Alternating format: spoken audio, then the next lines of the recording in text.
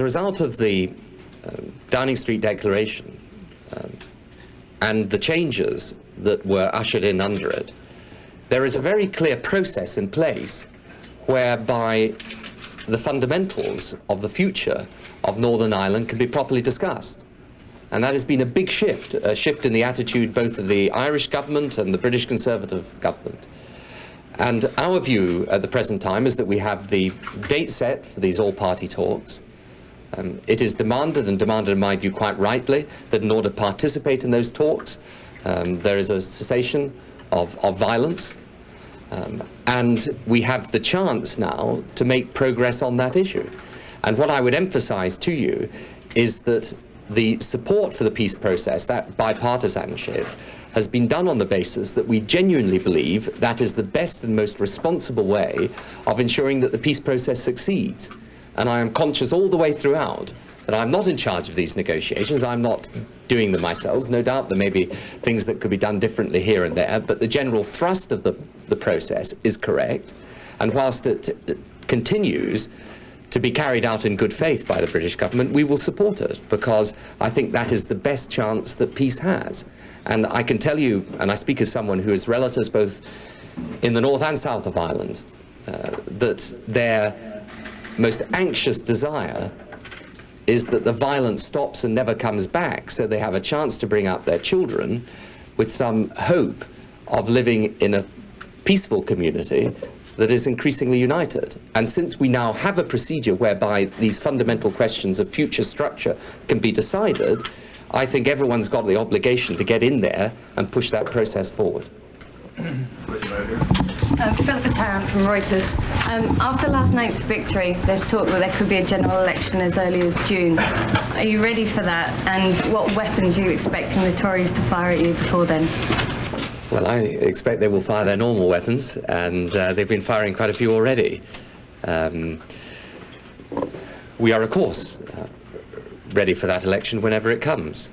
And I think it is very much in the interest of the country that there is the ability to make a choice. And the by-election yesterday was obviously a very important step on that process, because I don't think that can be simply dismissed as a small protest or midterm blues. We are way beyond that. But we have said that we are ready whenever it is called, and that is absolutely correct. And I think that you can see by the unfolding of the policy and the position papers that we've been putting out recently that that is so. Well, if they are, then I will disabuse them of the notion. I mean, elections are never won until they are won, and by-elections are not general elections. Neither are opinion polls general elections. These things are all good to have, and it is better to be 20 points ahead than 20 points behind, it is true. But I am constantly on guard against complacency, and also making it clear for the sake of the British people that we do not take them for granted. That we're not foolish enough to say that because a by-election victory and a great result is there for the Labour Party, then that means the election's over. It's not over. And we have come as far as we have precisely because we have shown strength and courage and determination in putting our party in the shape where it can govern our country properly. And I'm not about to squander that by pretending that it's all in the bag and it's all over. It is not over until it is over. That election will be hard fought whenever it comes, and we have simply got to carry on in no sense of complacency, preparing for government in a responsible and in a measured way, and in a way that is reinforcing the position we now have in British politics of reaching out across class and across traditional political territory. The debate about the single currency is obviously a debate of enormous importance in Europe and indeed in the United Kingdom itself. And I think the essential question, as we have put it all the way through for Britain, and this in a sense underlies the questions that arise at Verona, is that this in the end has got to be economically driven. It is a question of what makes economic sense. Now, we have always said that in principle there can be benefits in a single currency, but only if there is genuine economic convergence. If it is clear not merely that there is convergence of the criteria at any one point in time, but that is sustainable over a period of time. and that represents the genuine economic convergence of the economies. And the test that we have applied throughout, and do apply to any mechanism, is what is in Britain's national economic interests. And in particular, after the experience we had in the exchange rate mechanism, then I think that test makes more and more sense. We differ from the Conservatives in that we see no there are some considerable numbers in the Conservative Party who say that even if it's in your economic interest, you never take part in it. But our view is that it is a matter of our national economic interest. Clearly, since we desire and believe that we can govern in the national interest, we want to replace the government as soon as possible. But I don't think there is some special magic that suddenly occurs in this situation. It is a question of us carrying on, developing support, setting out a clear direction for the country. And of course, if the opportunity is there and it is in the country's interests, then we will take it. But my guess is as good as yours as to whether the government are able to carry on in this way or not. What I do believe is that there is an increasing sense in the country that a decisive point must be reached. Well, I don't believe that what has happened in Eastern Europe is simply a question of the Thatcher-Reagan medicine. I mean, what is happening is that they've recognized, as I think the vast bulk of people across the political spectrum of the centre-left and the centre-right will recognize, that a command economy does not work, that it produces rigidity and efficiency, and ultimately these economies found. And I think it is important that we help in any way we can their transition to market economies, and they will deal with that with varying degrees of success. But we have tried to play our part in that already, even as an opposition party, and we've got close links with many of those democratic parties now in the former parts of Eastern Europe. My own view as well, very strongly, is that it must be a priority of the European Union to welcome in those former satellites from the Soviet bloc into the European Union, and I'm in favour of the process of enlargement there.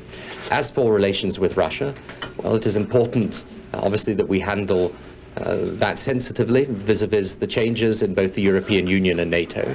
We are doing that, but I think it is important that that enlargement process continues.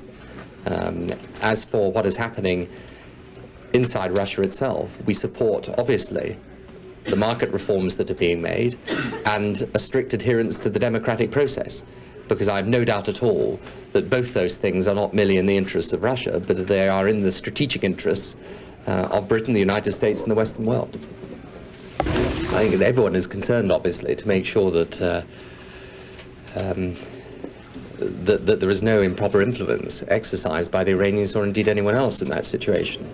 But we have supported the attempts both by the British government, because again there's been a degree of common policy here, and the United States government in relation to Bosnia.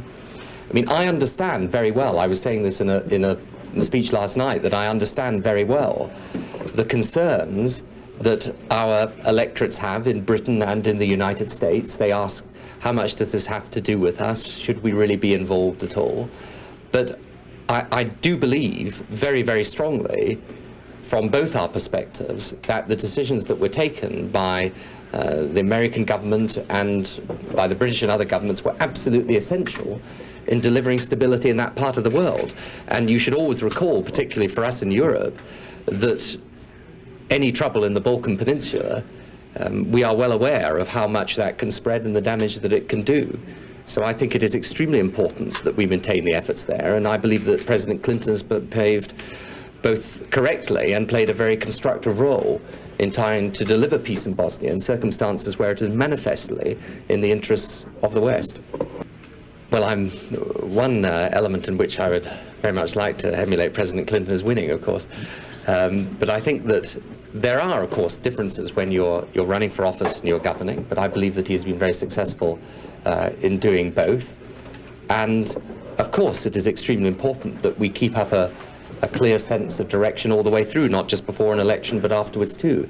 Though I would point out that, of course, the systems are very different in the United States and in Britain. I mean, the President has to negotiate his way to a certain extent, to a considerable extent, with the Congress and the Senate, and that is a different situation in Britain. But sure, there are always lessons that can be learned, and we try to do so.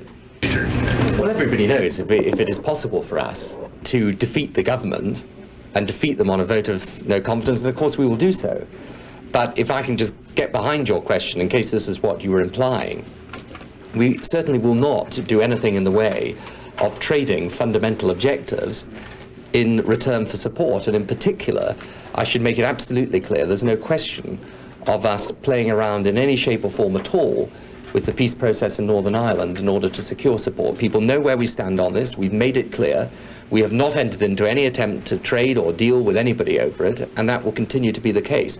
Though, of course, we will want people to support us if we have a chance of defeating the government, but it's got to be done on a fair basis, an open basis, and an honest one.